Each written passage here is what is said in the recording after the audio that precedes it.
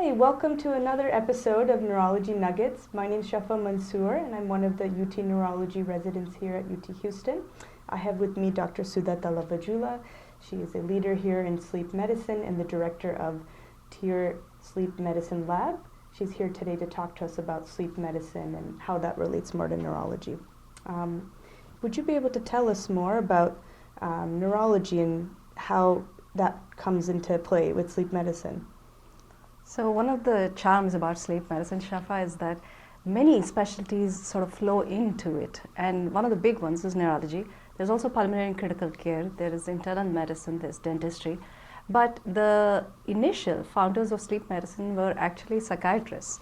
So if you think about it, the brain is where the body translates what we think of as tangible neurotransmitters into this intangible state of unconsciousness that we all go into every night. I mean, this is sleep. And the brain is sort of that interface, and therefore it highly pertains to sleep medicine.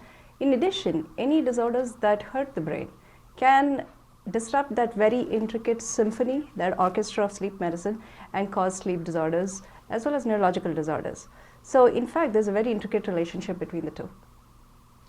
Yeah, that's very profound. I've always loved the way she describes consciousness and our relationship with that in neurology.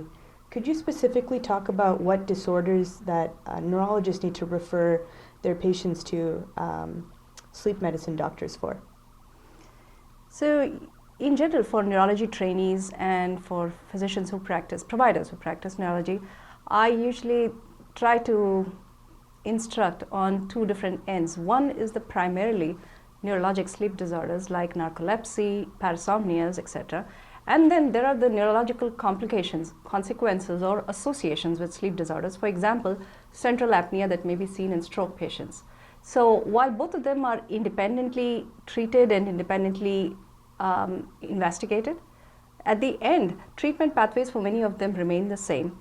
As to whether a patient should be first seen for a consultation or for a sleep study, in many cases depends on the level of proficiency that a certain ordering provider has. For example, a diagnostic sleep study, which is simply a baseline, can be ordered pretty much by anyone. But if you're not entirely sure if a sleep study even needs to be performed, for example, in patients with insomnia, a sleep study is very often useless. In that case, a consultation is probably more appropriate. There are certain other sleep studies, for example, CPAP titration studies that are ordered as therapeutic studies for patients with sleep apnea. And these are usually ordered once there is a diagnosis of sleep apnea of any sort, whether obstructive or central. There are also other sleep studies that can be used, for example, home tests for someone where there is a very strong clinical suspicion for sleep apnea. Multiple sleep latency test is another type of study which is used for patients with narcolepsy. Again, a very specific diagnosis, and in that case, that should probably be preceded by someone who has expertise in sleep medicine. Yeah, I see that sleep medicine has a lot of application to our field. And, you know, Dr. Tallavajhula, there's another field specifically in epilepsy. We were looking at the relationship of sleep and epilepsy. Could you talk more about parasomnias and its relationship to epilepsy? So one of the most fascinating aspects of neurological sleep medicine is abnormal sleep-related behavior, particularly parasomnias. These are basically undesirable sleep behaviors that patients have, like sleepwalking, sleep talking, acting out dreams. They can get pretty dramatic at night.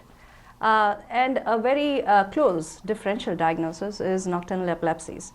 About 20% of all epilepsies actually occur at night, or 20% of all seizures.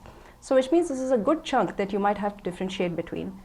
Typically, for most nocturnal epilepsies, the age of onset, the mode of demonstration, for example, a seizure is very stereotypical from one episode to the next, which means patients do almost the exact same kind of thing.